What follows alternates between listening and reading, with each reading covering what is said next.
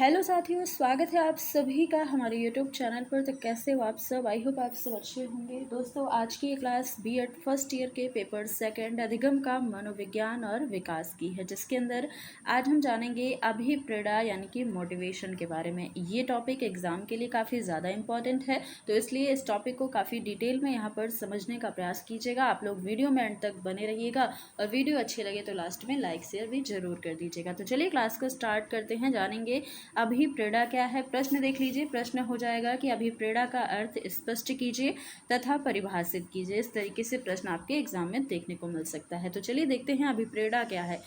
अभिप्रेरणा शब्द यानी कि मोटिवेशन शब्द आप सब ने अपनी लाइफ में कई बार सुना होगा और आप सब भी अपने आपको या फिर खुद को मोटिवेट रखने के लिए कई सारी मोटिवेशनल वीडियोस भी आप सब देखते होंगे यूट्यूब पर।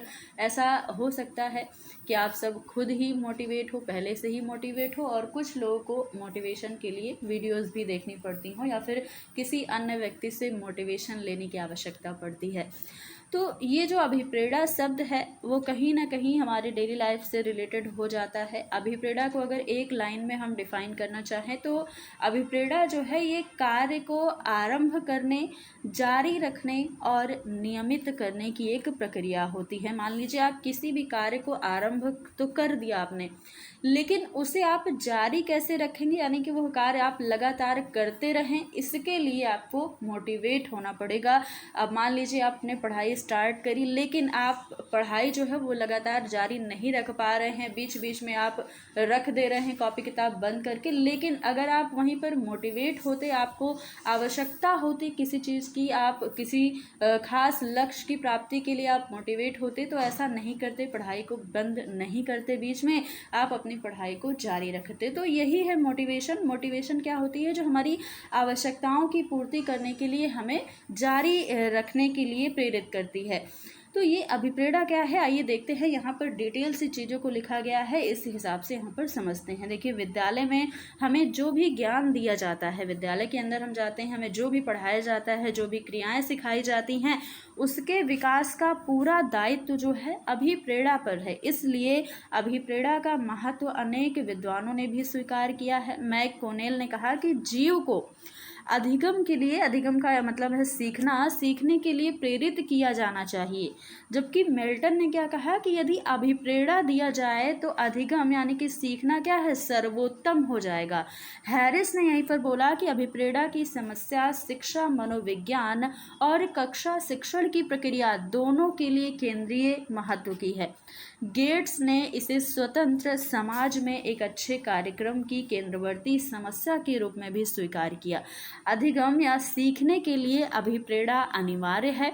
यह मूल व्यवहार और उसकी विभिन्न स्वरूपों की प्रति पूर्ववर्ती सक्रिय पृष्ठभूमि का प्रतिनिधित्व करता है। केली ने इस अधिगम प्रक्रिया की कुशल और सुचारू व्यवस्था में केंद्रीय कारक के रूप में स्वीकार किया है। सभी सीखने या अधिगमों में किसी न किसी प्रकार का अभिप्रेरण आवश्यक होता है। अगर आप अभिप्रेरित हैं तो आप चीज़ों को बहुत ही अच्छे से सीख सकते हैं, क्योंकि वहाँ पर आपको ये पता होता है कि अगर मैं सीख लूँगा या सीख लूँगी तो ये चीज़ मुझे आगे काम आने वाली है। लेकिन जब आप अभिप्रेरित नहीं होते हैं तो वहीं पर आप अपने कार्य को या सीखने को जारी नहीं रख पाते हैं।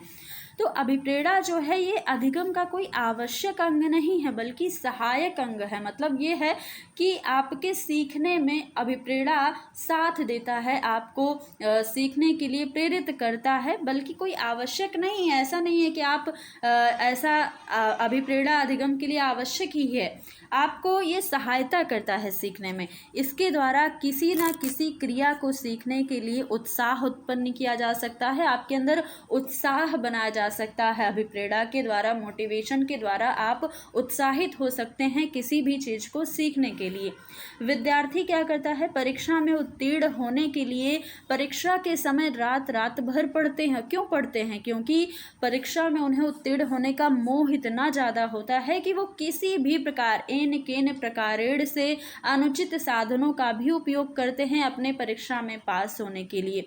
वे रात रात भर पढ़ाई करते हैं, क्योंकि उन्हें उनका एक लक्ष्य है कि उन्हें परीक्षा में पास होना है और इसकी वजह से वो बहुत अधिक जोखिम भी उठाते हैं।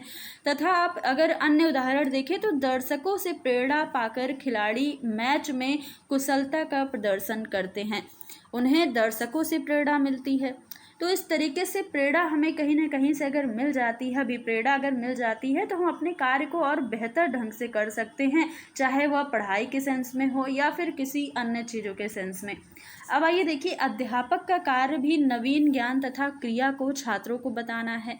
अध्यापक के समक्ष सदैव प्रश्न रहता है कि किस प्रकार उस ज्ञान से परिचित कराएं। इन सभी प्रश्नों का उत्तर हमें अभिप्रेरणा से मिलता है। अध्यापक के सामने दो प्रश्न नवीन ज्ञान समय सदैव विद्यमान रहते हैं। पहला यह कि छात्र किसी कार्य को क्यों करते हैं, दूसरा प्रश्न कि छात्रों को क्या सिखाया जाए।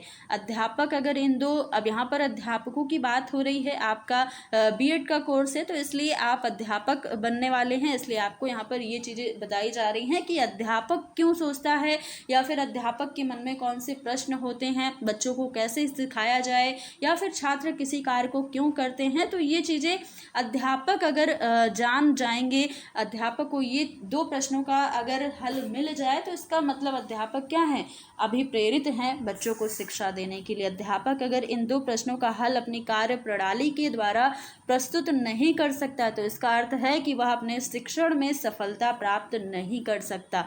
तो शिक्षण की सफलता के लिए आवश्यक है कि अध्यापक छात्रों को नवीन ज्ञान यानी कि नए ज्ञान से प्रेरित करें और प्रेरित हो जाने के पश्चात वह उन्हें ज्ञान दे।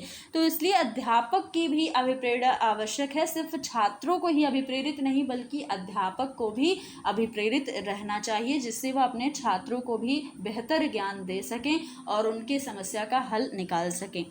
यहाँ पर देखिएगा, अभिप्रेरणा प्राणी की वह एक आंतरिक स्थिति है। अगर आप परिभाषा लिखना चाहें तो आप लिख सकते हैं कि अभिप्रेरणा प्राणी की एक आंतरिक स्थिति है जो प्राणी में क्रियाशीलता उत्पन्न करती है, यानी कि कार्य करने की क्षमता को उत्पन्न करती है और लक्ष्य प्राप्ति तक चलती रहती है। मतलब ये कि अगर आप अभिप्रेरित हैं, आपको अभिप्रेरणा मिली है कहीं ना कहीं से, चाहे वह आंतरिक हो या फिर बाह्य हो, दो प्रकार की अभिप्रेरणा होती है, ये हम आगे पढ़ेंगे अगली क्लास में। तो अभिप्रेरणा दो प्रकार की होती है, चाहे जिस भी प्रकार की अभिप्रेरणा हो, इससे आपको अवश्य आवश्यकता यहाँ पर आपको सफलता मिलती है। अगर आप अभिप्रेरित हैं तो आप अपने लक्ष्य की प्राप्ति तक अपने कार्य को जारी रखेंगे, बीच में कोई भी कार्य नहीं छोड़ देंगे, तो लक्ष्य प्राप्ति तक आपका कार्य चलता रहता है। अभिप्रेरणा की कुछ परिभाषाएं यहाँ पर देख लीजिए। बर्नार्ड के अनुसार अभिप्रेरणा द्वारा उन विधियों का विकास किया जाता है जो व्यवहार के पहलुओं को प्रभावित करती है, जबकि जॉनसन की परिभाषा है अभिप्रेरणा सामान्य क्रियाकलापों का प्रभाव है जो मानव के व्यवहार को उचित मार्ग पर ले जाती है।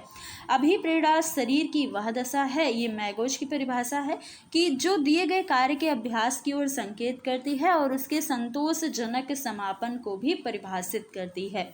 वुडवर्थ की परिभाषा बहुत ज़्यादा इम्पॉर्टेंट है। अभिप्रेरणा व्यक्तियों की दशा का वह समूह है जो किसी निश्चित उद्देश्य की पूर्ति के लिए निश्चित व्यवहार को स्पष्ट करती है। देखिए, कई सारी परिभाषाएं यहाँ पर दी गई हैं, आप इन परिभाषाओं को अपने नोट्स में शामिल कर दीजिएगा। अगर आप नोट्स बनाए हैं तो उसमें अगर नहीं भी लिखी तो आपने परिभाषा लिख लेने हैं और साथ ही इसे याद रखनी है। सिर्फ लिखने से काम तो नहीं चलेगा, एग्जाम में आपको इन परिभाषाओं को लिखना भी है, तो इसलिए याद करना होगा। तो दोस्तों, यहाँ पर 2 से 3 परिभाषा आप याद कर सकते हैं और साथ ही ये टॉपिक आपको समझ आया। वीडियो आपको कैसी लगी ज़रूर बताइएगा कमेंट बॉक्स में। तो दोस्तों, आज यहीं तक रखते हैं वीडियो को, फिर मिलेंगे अगली क्लास में कुछ नए टॉपिक के साथ। तब तक के लिए धन्यवाद।